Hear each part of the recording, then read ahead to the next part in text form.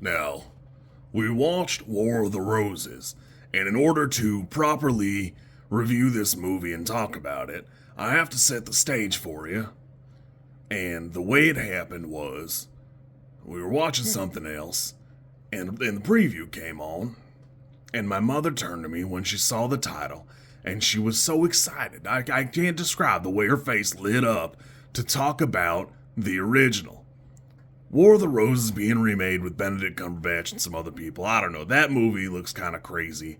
I really do hope it turns out pretty good, because my mother's face lit up when she started talking about this movie, and I could tell that based on that, this one would be pretty special. Like a weird hidden gem that was obviously like something somebody loved. That one's gonna be called The Roses if it matters to you, and it should not because it doesn't matter. It's not really the focus of this particular review, because we watched The War of the Roses, and I don't know what I thought this movie would be. I noticed, just by happenstance, I meant to just read the whole trivia before I started, and I wish I had finished it. Danny DeVito directs this movie, and not only is that, like, kind of noteworthy to me, because it's just another case that you see Danny DeVito in pop culture all the time, and mostly It's Always Sunny in Philadelphia, and I think he does good in that, but I don't associate him with the kind of talent that it seems like he'd need to be a good director and do a great job like he does here.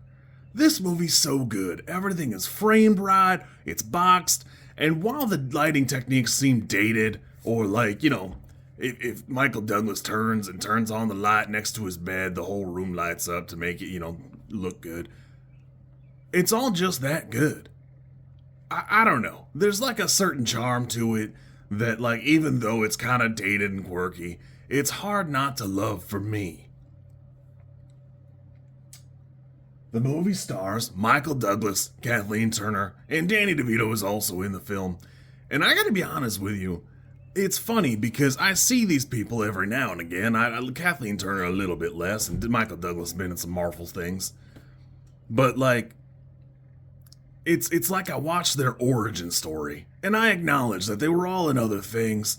Particularly, Kathleen Turner and Michael Douglas were in a lot of stuff in the 80s that I really haven't seen, so, like, they're before my time. I'm sure I should watch Romancing in the Stone, and maybe I'll get to it one day, but it's funny because Michael Douglas is kind of an asshole in the movie, and it feels like he got typecast that way back then, and I just never really noticed it.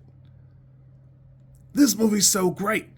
I really don't want to talk too much about the plot because I think you should get blindsided the way I did. But a lot of the effects are good. Things are just crazy, popping off. If you like a rom-com, or I guess this is kind of the opposite of that, you should give it a watch. I love watching Kathleen Turner try and monster truck away her over Michael Douglas and almost killing him. I like watching Michael Douglas pee on a fish. Good time. Sean Astin is in it as a child, which is kind of funny to me that, you just don't see him super often as like a young buck. That, obviously you can go watch like The Goonies or something, but everybody's seen The Goonies. You might not have seen this. Somewhat notably, Danny DeVito plays like a really good lawyer, that type of thing. But there's a character he's talking to. The character has no lines. He doesn't say a word. Danny DeVito just kind of monologues at him for a little while, and that's the framing for the story. What's great about this, what's really cool, that is the voice of Homer Simpson. And I would have never really noticed that. It's one of like the crappier IMDb trivia parts, but it is kind of funny to me, because I would not have known that other than it's right there. So that's pretty cool.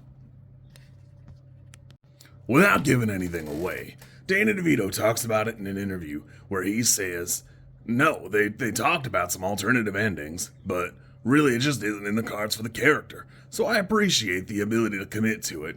There is a book, I'm not going to read it obviously, that, I feel like I say that every time I do one of these where a movie is based in a book. I really like this, that I don't want to fuck it up by reading a book that maybe I don't like or seems a little long. This movie's so good that War of the Roses is a term that they use in German pop culture, and it used to mean something different, and now it refers to this. Specifically to this movie. Not like the book, or this film is what they're talking about when they talk about it. I will be honest with you, the movie is a little long, but I really don't know what I would trade here. I really did enjoy it enough that I'll forgive it for its sins. I had to take a break about halfway through, let the dog out and all that, but gosh, this movie's so good. I'm amazed. This movie's as old as I am, if you care, and I had a great time. If you want to watch the opposite of a Hallmark movie, I don't know if it'll have the same effect, but you really ought to give it a watch. The War of the Roses, 1989. Fantastic film. Really enjoyed it.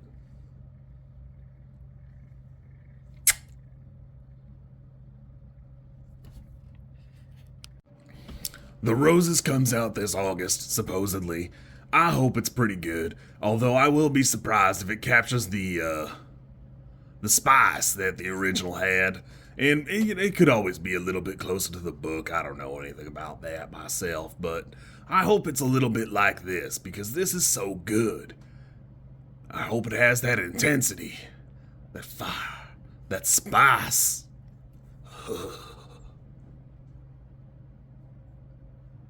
You kids be good, or else. If you like this content, I'm supposed to ask you to like, comment, and subscribe. I think like is here, and comment is probably down there, and subscribe over there somewhere too. I think. I don't know how many times this like snippet is gonna make it into a video.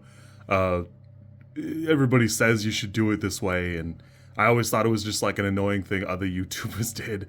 And as you know, I am bad at editing, so if you like it, great, I'm happy for you. If you don't like it, I'm sorry.